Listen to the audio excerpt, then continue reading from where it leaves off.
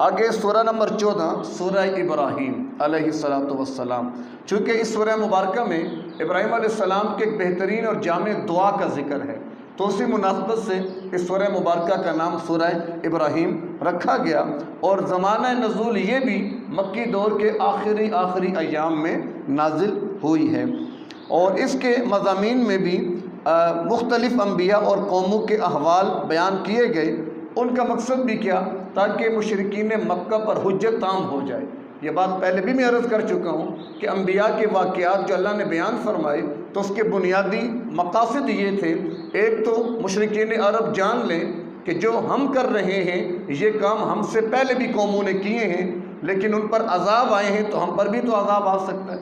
پھر جیسے اللہ نے ان انبیاء کی مدد فرمائی تھی تو اللہ نبی اکرم صلی اللہ علیہ وسلم اور مسلمانوں کی مدد بھی فرما سکتا ہے تاکہ یہ سبق حاصل کیا جا سکے، چونکہ مکی دور کا آخر ہے اور ابھی آپ نے مکہ سے ہجرت کر جانا ہے، اور جب نبی کوئی علاقہ چھوڑ کے چلا جائے تو پھر اس علاقے پر اللہ کا عذاب نازل ہو کے رہتا ہے۔ تفصیل گزر چکی ہے کہ مشرکین عرب پر 2 قسطوں میں عذاب آیا تھا۔ پہلی قسط بدر کے موقع پر کہ جب مشرکین عرب کی آپ یوں سمجھ لیں کہ کریم اور ملائی جو تھی وہ بدر کے میدان میں ختم کر دی گئی، 70 بڑے بڑے سردار جنگجو مارے گئے تھے، اور دوسری قسط سن 9 ہجری میں فتح مکہ کے موقع پر پوری ہوئی اور کفر ہمیشہ کے لیے ختم اور مکہ ہمیشہ کے لیے دارالاسلام بن گیا تھا۔ آگے ضمناً چند اہم امور بیان کیے گئے۔ آیت نمبر 3 میں کفار کی 3 عادتیں بیان کی گئی ہیں۔ آیت نمبر 3 میں ایک عادت کیا کہ دنیا کی محبت کو آخرت پر غالب رکھتے ہیں اور دین کی روشنی میں نہیں آتے، یعنی دنیا کی محبت کو آخرت کے مقابلے میں غالب رکھنا ایک۔ نمبر 2، دوسروں کو اپنے ساتھ شریک رکھنے کے لیے اللہ کے راستے سے روکنا کہ بھائی چھوڑو، میں بھی نہیں جا رہا، تم بھی نہ جاؤ۔ سحری کے بعد کون بیٹھے وہاں پر آدھا گھنٹہ 20 منٹ دین کی بات سنے؟ نیند آئی ہوتی ہے اور بھی بڑے کام کرنے ہوتے ہیں۔ اب ایک ذہن بنا رہا ہے، دوسرا اس کو روک رہا ہے، یار آرام نہیں کرنا، سونا بھی تو ہے، بس 11 مہینے سوتے ہی رہیں، اگر 1 مہینہ چند لمحے نہ سوئے تو کون سی قیامت آئے گی؟ لیکن یہ کم از کم اللہ کے دین کے ساتھ ایک نسبت تو قائم ہو جائے گی، قرآن کے پیغام کو سمجھنے کی اللہ صلاحیت تو دے دے گا نا، لیکن خود بھی نہیں آنا، اوروں کو بھی روک دینا۔ نمبر 2 اور نمبر 3، قرآن و سنت میں ہیر پھیر کرتے اور اسے اپنے خیالات کے مطابق کرنے کی کوشش کرتے۔ تو یہ 3 علامات بیان فرما کے اللہ نے فرمایا ان 3 عادات کی بنیاد پر وہ لوگ گمراہ ہو گئے۔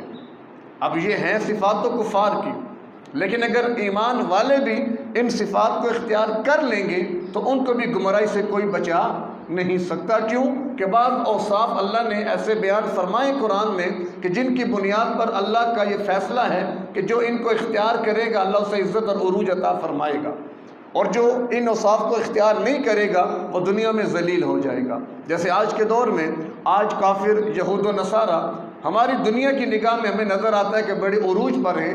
عروج پر کیوں ہیں؟ کہ وہ کچھ صفات ہیں جو اصل میں تھی اہل ایمان کی، انہوں نے اختیار کر لی، اللہ نے عروج دے دیا، ہم نے نہیں اختیار کی، ہم ذلیل ہوتے چلے جا رہے ہیں۔ اقبال نے بھی کہا تھا نا، مگر وہ علم کے موتی کتابیں اپنے آبا کی، جو دیکھے ان کو یورپ میں تو دل ہوتا ہے سی پارا۔ کہ یورپ میں کسی نے بڑی اچھی ایک جملے میں ساری بات ہی سمجھا دی تھی کہ اس نے کہا کہ میں یورپ اور امریکہ گیا، وہاں پر میں نے اسلام دیکھا، مسلمان ایک بھی نہیں دیکھا، اور پاکستان میں مسلمان تو نظر آتے ہیں، اسلام نظر نہیں آتا۔ تو اس میں 2 جملے میں بات ختم ہو جاتی ہے۔ تو خیر یہ 3 عادات کفار کی ہیں، اللہ ہمارے اس سے حفاظت فرمائے۔ اسی طرح عذاب قبر کے حوالے سے اس سورہ مبارکہ کے اندر اشارہ موجود ہے، یثبت اللہ الذین آمنوا بالقول الثابت، کہ اللہ تعالیٰ ثابت قدم رکھے گا مضبوط بات کے ذریعے۔ بخاری شریف کے اندر بھی اس سے عالم برزخ یا عالم قبر مراد ہے، اور حدیث میں آتا ہے کہ جب سوال ہوگا قبر کے اندر تو اللہ تبارک و تعالیٰ اپنی مدد سے اس کی تائید فرمائیں گے، اور تائید سے مراد کلمہ طیبہ لا الہ الا اللہ محمد الرسول اللہ ہے، یعنی یثبت اللہ الذین آمنوا بالقول الثابت، اس سے مراد کلمہ طیبہ ہے جو قبر میں اور آخرت کے اندر بھی ہمارے کام آئے گا۔ تو اس سے معلوم ہوتا ہے قبر کے اندر بھی حساب کتاب ہے۔ بعض لوگ قبر کے عذاب کے قائل نہیں ہیں، منکرین حدیث آپ انہیں کہہ سکتے ہیں کہ جو حدیث کو نہیں مانتے، آج بھی ہمارے درمیان بھی موجود ہیں وہ لوگ۔ وہ کہتے ہیں جی کہ اللہ کے نبی کی نسبت یا ان کی حیثیت محض ایک ڈاکیے کی ہے، ایک قاصد کی ہے کہ جو ہم تک پیغام لے آیا، بس خود ان کی ذات اور ان کے اقوال ہمارے لیے حجت نہیں ہے۔ یہ بہت بڑی گمراہی ہے۔ اگر اس بات کو مانا جائے تو پھر ہم قرآن کا ایک لفظ بھی نہیں سمجھ سکتے کہ اللہ نے قرآن میں کتنی مقامات پر جہاں قرآن کی حقانیت کا بیان فرمایا تو وہیں پر اس کی تبیین، اس کی تفصیل کا ذکر فرمایا۔ اب یہ بیان کرنے والے اور تفصیل کرنے والے کون ہیں؟ اللہ کے نبی تو ہیں۔ تو گویا قرآن کی تفسیر اللہ کے نبی، قرآن کی تشریح اللہ کے نبی کے اقوال، قرآن کی تشریح اللہ کے نبی کے جتنے بھی اقوال اور زندگی کے شب و روز، اگر اس کو نہ مانے تو قرآن کیسے سمجھ میں آئے گا؟ تو برکف عذاب قبر برحق ہے اور قبر اپنا حساب لیتی ہے۔ حالانکہ اس حوالے سے 10 آیات مبارکہ ہیں قرآن میں کہ جن میں اس طرف اشارہ ملتا ہے، اور تقریباً 70 احادیث متواترہ، حدیث متواتر، یہ مختلف اقسام ہیں، تقریباً 96 قسمیں ہیں احادیث کی، جن میں 10 صحیح کی اقسام ہیں۔ اب علماء نے محنت کی ہے، اس پر کام کیا ہے۔ تو حدیث متواتر وہ حدیث ہوتی ہے کہ جس کو ہر دور میں نقل کرنے والے اتنے زیادہ افراد ہوں کہ جن کے بارے میں آدمی یہ گمان نہ کر سکے کہ یہ بات جھوٹ ہوگی۔ اتنے بندے، یعنی پہلے وقت سے اصل میں حدیث جب نقل ہوتی ہے، اب جس وقت حدیث کا پہلا کرنے اولا کہہ لیں آپ، پہلا زمانہ جس میں حدیث نقل ہوئی، کئی دفعہ 1 2 3 راوی ہوتے ہیں جنہوں نے پہلے حدیث نقل کی، پھر بعد میں اب میں یہاں پر ایک حدیث بیان کر رہا ہوں، میں تو ایک ہوں لیکن آپ یہاں پر 20 بیٹھے ہوئے ہیں، تو اب جب آپ نقل کریں گے تو دوسرے زمانے میں اس کے ناقل 20 ہو جائیں گے، پھر آپ 20 جب آگے تو آگے جا کر ویسے بھی تعداد بڑھ جاتی ہے۔